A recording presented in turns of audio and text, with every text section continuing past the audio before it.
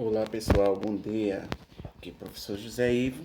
Vamos iniciar nossa primeira aula de oncologia, né? Esse nosso primeiro encontro de oncologia de forma remota. Hoje vamos dar essa introdução do estudo sobre a oncologia, tá certo?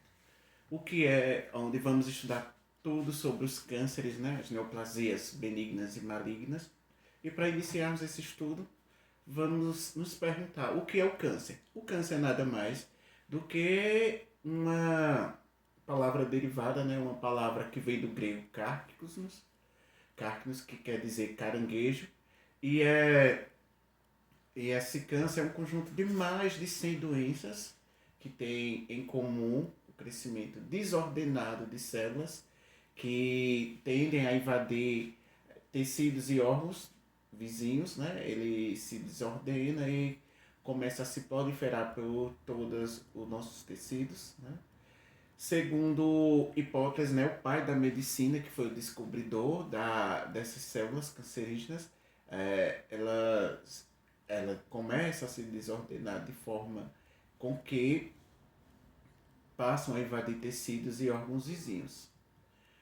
Quais são os fatores determinantes do câncer e também o perfil epidemiológico deles? Vejam só. Nós temos a oncogênese, né, que onco quer dizer tumor, massa, e a gênese, que é a origem do surgimento do câncer. É um processo pelo qual se origina um tumor e ele pode levar vários anos para que uma célula cancerígena se prolifere. Ou seja, não quer dizer que a célula se desorganize e já comecem a se proliferar, né? Pode levar vários anos para que essa célula cancerígena se prolifere. A exposição a alguns agentes cancerígenos também, em uma dada frequência e por um tempo prolongado, pode ser um dos fatores determinantes do câncer. O câncer, tem vários estágios, né? Estágios de formação. Os estágios começam pela iniciação, depois a promoção e a progressão. O estágio da iniciação é a origem, né, da desordenação celular, com o intuito de desenvolver o câncer. Já o estágio de promoção é onde atuam as células alteradas, onde elas começam a se alterar e se multiplicar. Já o estado de progressão é quando ocorre o progresso, né? A multiplicação, como também a metástase. Algumas nomenclaturas são importantes para conhecermos os tumores, né? Eles são de diferentes tipos, né? Eles estão relacionados ao tipo de célula que deu origem ao tumor. Sempre quando vamos ver a nomenclatura, eles vão estar sempre nomenclaturados com o nome da célula que deu origem, certo? Temos como, por exemplo, os tumores benignos, que ela, por regra, é acrescentar sempre o sufixo oma, né? Tumor, que omas quer dizer tumor, o tempo que é designado de tecidos que se originou. Temos exemplos aqui do tecido cartilaginoso, que vamos falar sempre denominado de condroma. O benigno, do tecido gorduroso, temos o linfoma. E do tecido glandular, o tumor benigno é o adenoma. Já nos tumores malignos, consideramos que, se a origem embrionária dos tecidos deve ter uma derivação, né, do nosso tumor. Temos como, por exemplo, o carcinoma das células escamosas, que é um carcinoma basocelular, como também ele pode ser sebáceo. Os fatores que são determinantes do câncer ou agentes cancerígenos, eles são substâncias, né, que não podem por si só ser responsáveis pelo surgimento do tumor. Eles precisam de exposição, né? Por exemplo, a benzina, que é o câncer na bexiga, e a exposição ao álcool, que é a questão do câncer hepático, e também em relação às exposições radiológicas, que temos alguns tipos de leucemias, as leucemias, né? E a exposição ao tabaco, que é o câncer de pulmão. Ou seja, com esses fatores determinantes do câncer, né, ou agentes cancerígenos, nós temos uma causa necessária para que ocorra, né? E como também temos as causas predisponentes, que resulta numa causa suficiente para que isso ocorra.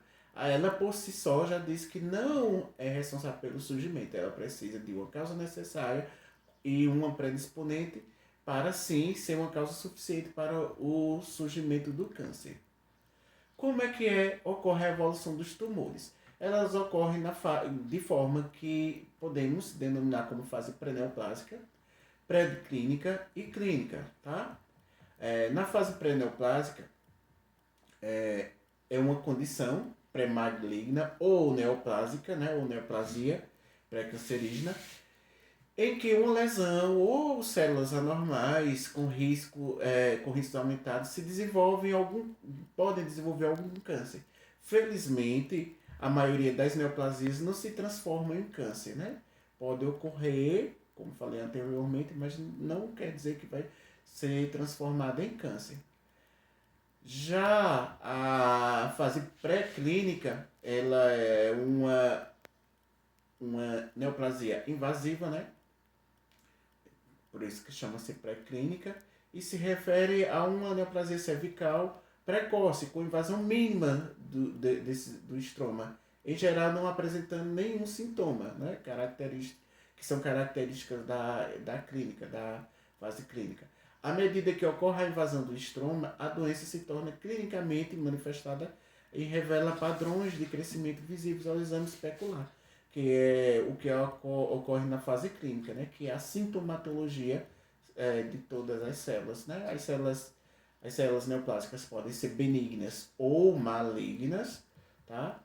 E temos na neoplasia maligna uma denominação de primária, né? Quando ela começa a se desordenar e se agrupar em pequenas porções, e logo em seguida há uma neurovascularização dessas células neoplásicas, né? Onde chamamos dessa neurovascularização de angiogênese, e logo após essas vascularizações começam a invadir o nosso sistema linfático, venoso e capilares, né? Que podem ocasionar um agregado multicelular de linfócitos e plaquetas, que podem formar uma embolização e podem ser transportados para o pulmão, né? Fazendo uma adesão dos oncócitos, que são as células cancerígenas, e esses oncócitos vão se proliferar por várias partes do pulmão, denominando-se de metástases, e assim por diante vão ocorrer metástases e todos os órgãos podem ser acometidos pela neoplasia maligna. Quais são as causas principais do câncer? As causas são variadas, né? Elas são variáveis, podem ser externas ou internas ao organismo.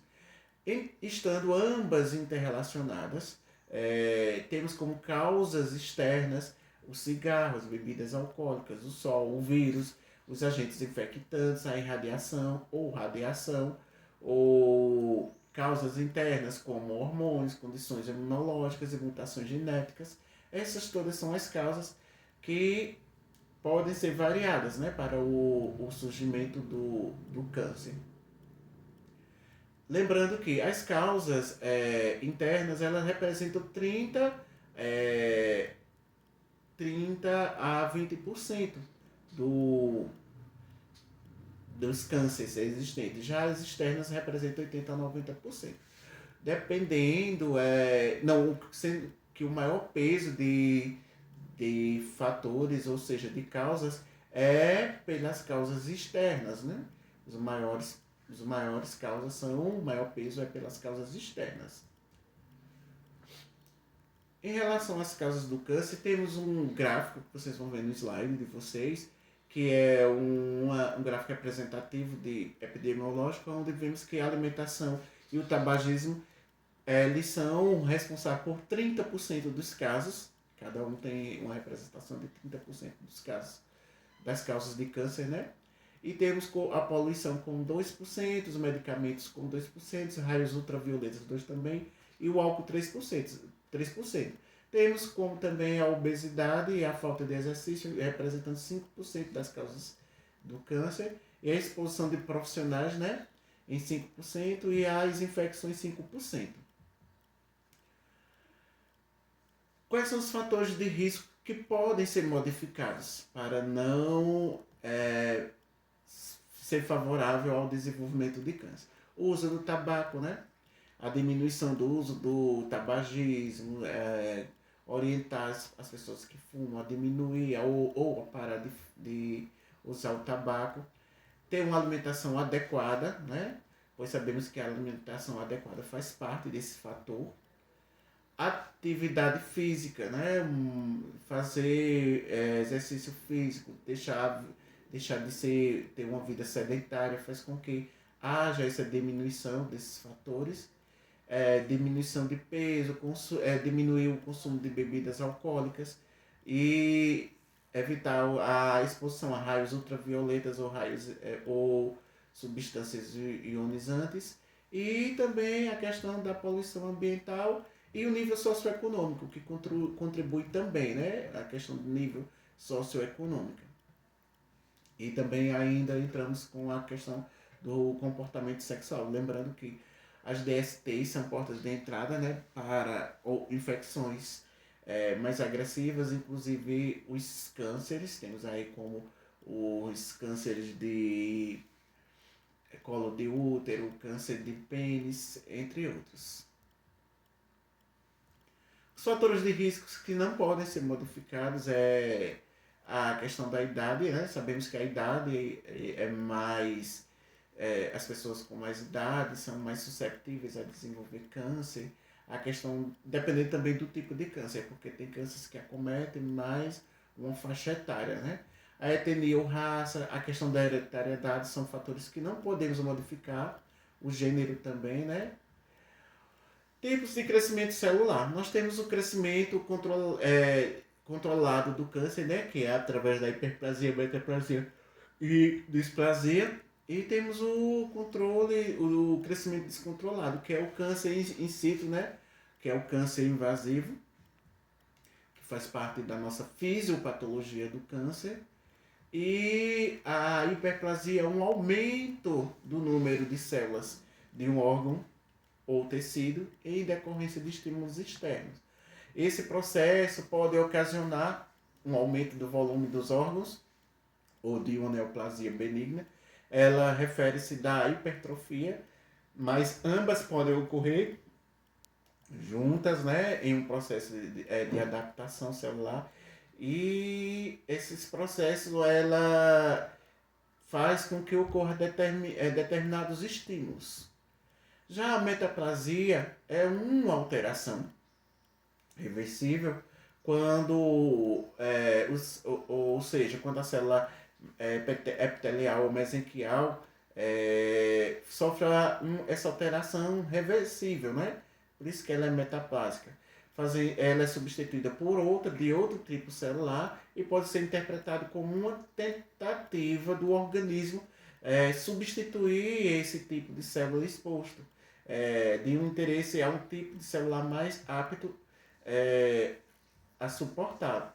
Já a displasia é caracterizada por um crescimento anormal de células, e no corpo ela é vista, né, por um microscópio, e essa célula vista por um microscópio chegou a apresentar praticamente quase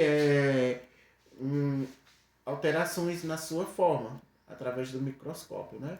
Além disso, em muitas situações a displasia pode ser uma lesão pré-cancerígena.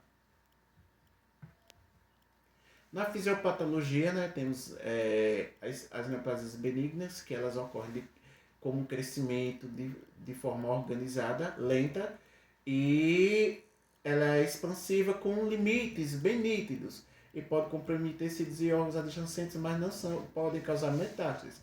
Mioma e adenoma são exemplos de tumores benignos. As neoplasias malignas, elas são maior no grau de autonomia, né? Maior no grau de autonomia, e elas são capazes de invadir órgãos vizinhos, que são chamados de metástases, como falei anteriormente, e podem ser resistentes a tratamento. E elas geralmente causam óbito de pacientes. O câncer in situ, ele é o primeiro estágio em que o câncer pode ser classificado. Eles são as células cancerosas, né, que estão somente na camada do tecido na qual se desenvolveram. A maioria é curável e se diagnosticada precocemente. Mas o câncer invasivo são as células cancerógenas que invadem outras camadas celulares do órgão, sendo que elas ganham acesso à corrente sanguínea ou linfática e tem a capacidade de disseminar para todas as partes do corpo. Já uma célula normal pode sofrer uma mutação genética, né? Recebe instruções erradas para atividades celulares, podem fazer com que os processos de mutação sejam espontâneos, independente da exposição dos agentes cancerígenos, e elas podem ser desencadeadas por todo o nosso corpo, né? Desenvolvendo as chamadas metástases. Em relação à promoção da saúde, nós temos na portaria número 2.446, de 11 de novembro de 2014, um artigo, né, do artigo 6º, que diz que a PNPS, que é o Programa Nacional de Saúde, e que tem como objetivo geral promover a equidade e a melhoria das condições de modos de viver dessas pessoas que são acometidas por neoplasia e reduzir as vulnerabilidades de riscos à saúde decorrendo de determinantes sociais, econômicos, políticos, culturais e ambientais. Essa política, essa portaria, quer dizer, garante, né, que o paciente tenha condições de receber tratamento e ele deve ser acompanhado de forma integral por toda a atenção social e também do SUS. E temos também a promoção da saúde em oncologia pela lei número 12.732, de 22 de novembro de 2012, onde diz que no artigo 1º que o paciente com neoplasia maligna receberá gratuitamente o Sistema Único de Saúde, ou seja, SUS, todos os tratamentos necessários na forma de lei.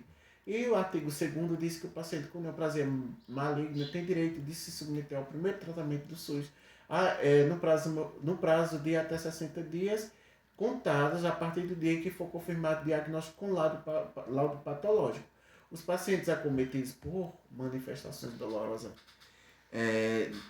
consequentes da neoplasia maligna terão tratamento privilegiado e gratuito quanto ao acesso às prescrições e dispensação de analgésicos opiáceos e correlatados. Segundo o inciso, né? No segundo inciso a gente encontramos essas informações. Assim como também todos os pacientes com neoplasias confirmadas com diagnósticos de laudo patológico, elas só têm o direito de receber um auxílio doença, para auxiliar nos transportes, na alimentação e até suprir as necessidades econômicas. Temos como atividade sobre essa aula uma atividade para vocês montar um esquema de estágio e desenvolvimento das células cancerígenas, né? Montar esse esquema e explicar como é que ocorre esse desenvolvimento das células cancerígenas. Vocês vão montar esse esquema desses estágios de desenvolvimento das células cancerígenas e explicar como isso ocorre, tá certo? Tenham um bom dia. Estaremos lá pelo aplicativo Meet, fazendo uma reunião ao vivo, tá? E qualquer dúvida estaremos no WhatsApp para esclarecer as dificuldades de vocês. E tenham um bom estudo e até mais. Bom dia, né, pessoal?